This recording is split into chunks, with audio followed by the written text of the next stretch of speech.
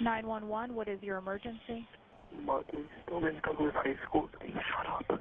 It's being shot up? I can't hear you. School shooting, have an active shooter, several people down. We got shots fired right now, guys. We're also need the flight for an officer down. Go for it, we're coming out the front doors. I guess you're not affected by the active shooter situation until it happens to you, right? Myself and the other substitute I was with, and the kids were exiting the building, and he shot us. I managed to crawl out the door, and I was just outside the school, and I was afraid the shooter was going to come out and finish me. I guess I laid there so still that the officers, that when they finally did come, they thought that I was dead. The gunman just walks right into the school, knocks down the window of my child's door, and starts shooting her, and killing her. When it does happen, it takes so many resources to deal with that situation. So, you know, you kind of look at, I hate to say cost, but all the costs associated with one event. But then you look at that event and look how much it costs after the fact. 2-3 days after I was shot. Yeah, you were on morphine just after surgery. Yeah. The governor, lieutenant governor, Yes. Ted Cruz, Bonin, Taylor, Weber, All their wives. all their wives, all their staff, promising that don't worry about anything. The state's going to take care of you. We got you. I believed them. Well, after my surgery, I was moved into rehab. Workman's comp wanted me moved out. They said that I didn't need to be there. They suggested Workman's comp said that I could scoot up and down the stairs. So my husband added on another bathroom to where our porch was to make it wheelchair accessible. So it's still not finished. We can't afford to finish it yet, but it's enough for me to take a shower and have, restroom facilities. Nationwide, crime victims' compensation funds provide assistance to victims of crime. Eligible victims may apply for up to $50,000.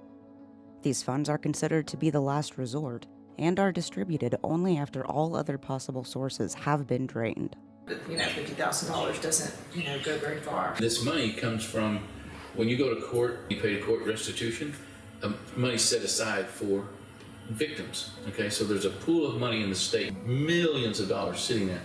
And so they dole it out a little bit at a time to people. And then they said we're not going to reimburse us for anything. These people's parents are having to use their own insurance to pay for their injuries, and then all the out-of-pocket expenses for missing work, and the state not reimbursing them. It's a horrible system that we're in, that you can't prepare for this, but they're sure not working with us. So we're in debt now and paying monthly payments. The kindness we've received are people from our community who have done fundraisers for us and done things and given, all the injured and the people who've lost their family members and given them funds right away.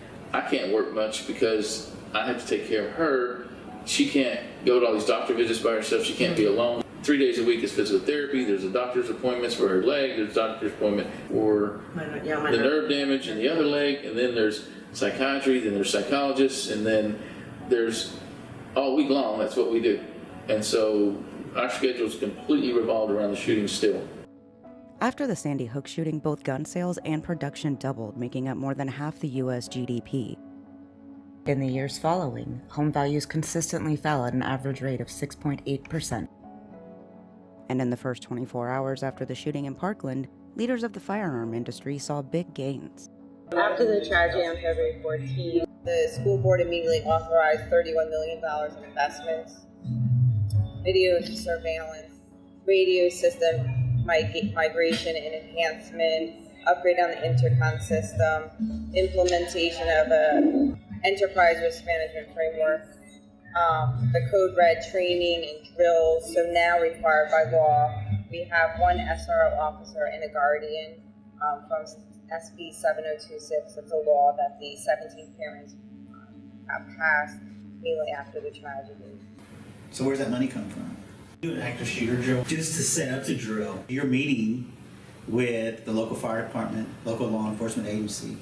We're having our own internal meetings. So all that's taking place even prior to an actual exercise. After the tragedy on February 14th, I started a nonprofit organization called Make Our School Safe. And our mission is to make schools safe for all kids in all schools. We know these shootings happen, they're going to continue to happen. So how do we mitigate the loss? And we need to save lives. Another initiative is getting a Stop the Bleed kit in every classroom, because when we know these tragedies happen so quickly, and the first responders are the teachers and the students. So my daughter was in the first classroom, room 1216, and she was shot in the direct line of fire, but she was still alive. And if there was a Stop the Bleed kit in that safer space, a student or a teacher could have hypothetically put a tourniquet on her arm or leg and hypothetically saved her life. But shot her 10 times, and she died. After, this tragedy, everyone became a safety expert. Everybody's not a safety expert, and everybody came up with their best products. I think that this is what's going to make you safe, because they saw this tragedy as an opportunity to make money. This is a very sensitive industry, right? So there are people's lives that have been affected. We do try to be careful of not trying to present ourselves as being advantageous of the situation, right? So we like to be just a part of the solution, and I'll be the first to say that we're not the solution, and what we provide is not the solution. I was a real advocate for bulletproof backpacks right away after tragedy, because my thing was that in order to send my 2 boys back to school, they had to have a bulletproof backpack.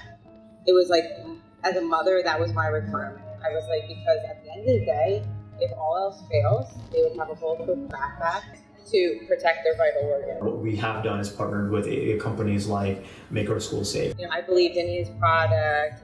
He believed in Make Our School Safe. Just, being shot in a public school, you just expected at least some higher level of support. 10 people dead and 13 others injured, and we were just abandoned. I just felt like we were just put on a raft and pushed out to sea. That's the way I felt, because everything was a battle. Nobody except the people involved in this understand, the economic issues that we've had to deal with. Out of pocket, you max out quickly with these bills, and they're ongoing. This is not a Santa Fe problem. No, it's not. This is a national problem.